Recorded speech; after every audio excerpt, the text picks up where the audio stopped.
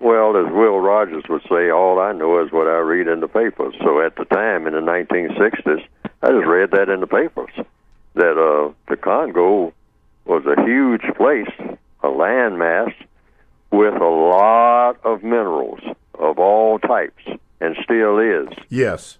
And that the people who believe in white supremacy went in there a long time ago and took over, and that they said, hey, nobody's going to mess with this place but us.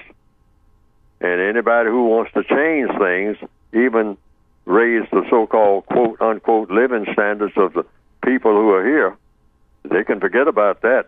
That's not happening. We're going to keep them in turmoil, keep them fighting each other like we do among non-white people everywhere, among black, brown, red, and yellow people, among the Indians, I mean, all the tribes and whatnot. Most people are divided into tribes or families or conglomerations of so-called families and whatnot. So we'll just keep them at each other's throats. And that'll be one way. That's the main way that we do it.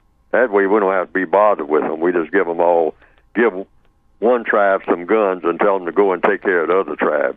I mean, and while they are busy doing that, we'll just grab everything in sight. And we have found that that's a formula that works everywhere all the time. Mm-hmm. To keep the people in turmoil. Starve out one group of people and then give another group of people plenty of food. And so the people who are starving, they will go after the people who have the food. And we'll set all that up. That way they won't be watching us while we grab everything of value, Mm-hmm. while they're slaughtering each other, or starving to death, or a combination of both. And it's a formula that has worked very well. It works everywhere, all the time.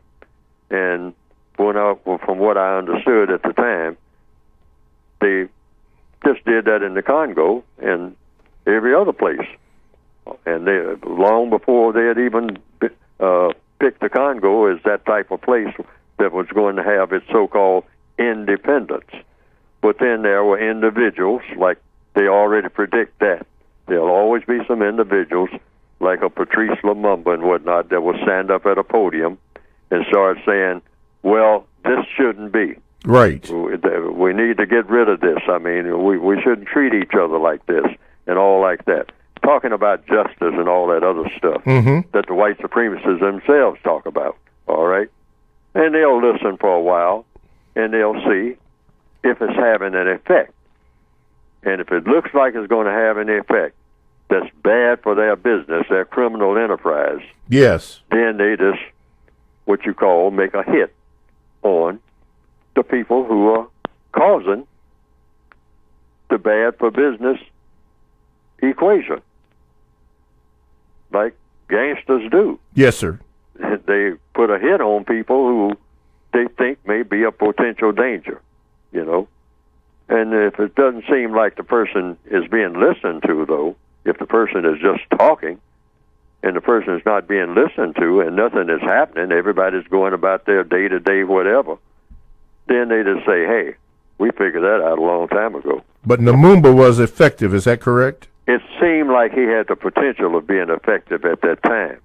And I don't think, I think they had already figured that in the long run he wouldn't be, but he could cause problems immediately. Well, they killed him? Yes, but they figured that they didn't want to put up with the immediate problem. Okay. All right?